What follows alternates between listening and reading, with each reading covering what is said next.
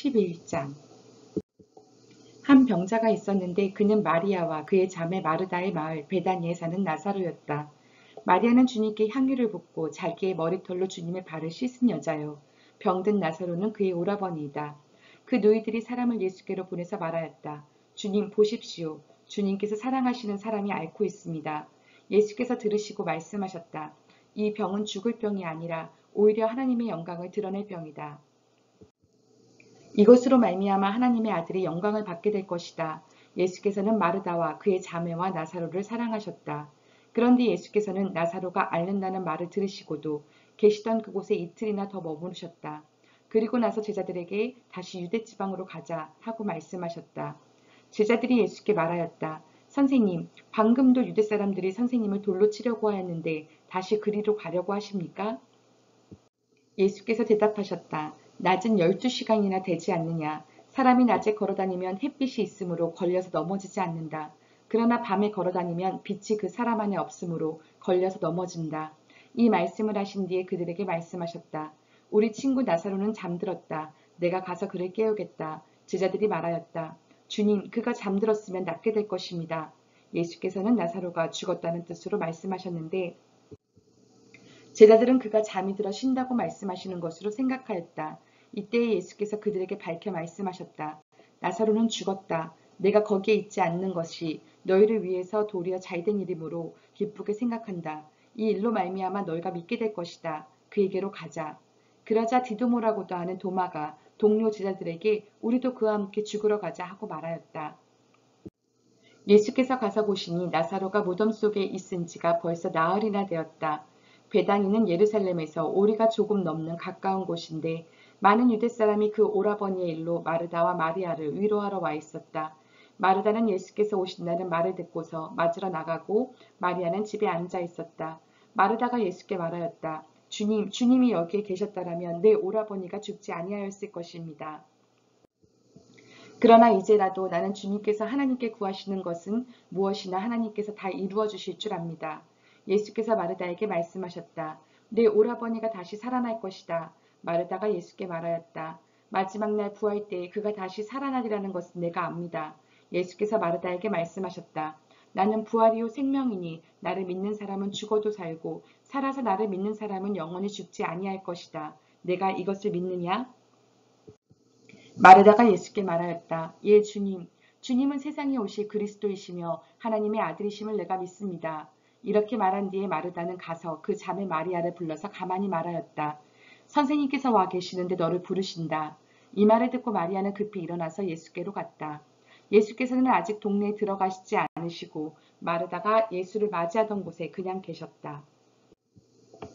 집에서 마리아와 함께 있으면서 그를 위로해주던 유대 사람들은 마리아가 급히 일어나서 나가는 것을 보고 무덤으로 가서 울려고 하는 것으로 생각하고 그를 따라갔다. 마리아는 예수께서 계신 곳으로 와서 예수님을 뵙고 그 발 아래 엎드려서 말하였다. 주님, 주님이 여기 계셨더라면 내 오라버니가 죽지 않았을 것입니다. 예수께서는 마리아가 오는 것과 함께 따라온 유대 사람들이 오는 것을 보시고 마음이 비통하여 괴로워하셨다.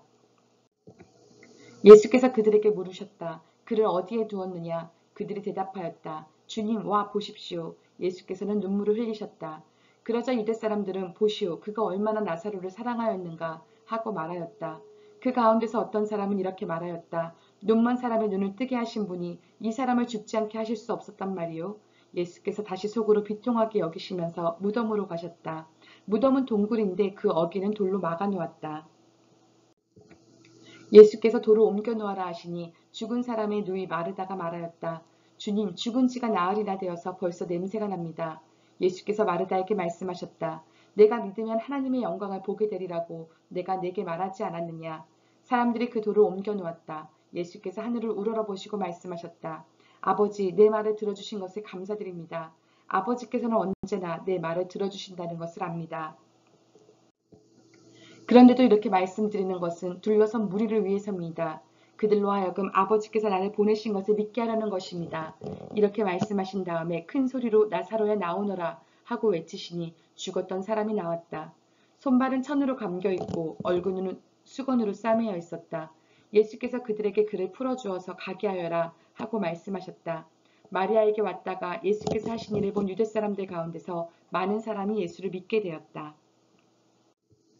그러나 그 가운데 몇몇 사람은 바리새파 사람들에게 가서 예수가 하신 일을 그들에게 알렸다. 그래서 대제사장들과 바리새파 사람들은 공의회를 소집하여 말하였다. 이 사람이 표징을 많이 행하고 있으니 어떻게 하면 좋겠습니까? 이 사람을 그대로 두면 모두 그를 믿게 될 것이요. 그렇게 되면 로마 사람들이 와서 우리의 땅과 민족을 약탈할 것입니다. 그 가운데 한 사람으로서 그 해의 대제사장인 가야바가 그들에게 말하였다. 당신들은 아무것도 모르오. 한 사람이 백성을 위하여 죽어서 민족 전체가 망하지 않는 것이 당신들에게 유익하다는 것을 생각하지 못하고 있소.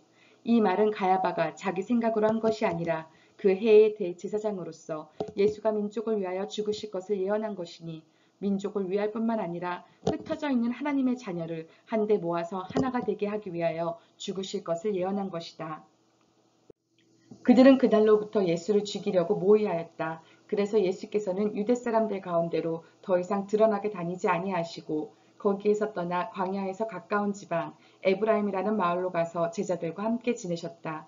유대 사람들의 유월절이 가까이 다가오니 많은 사람이 자기의 몸을 성결하게 하려고 유월절 전에 시골에서 예루살렘으로 올라왔다.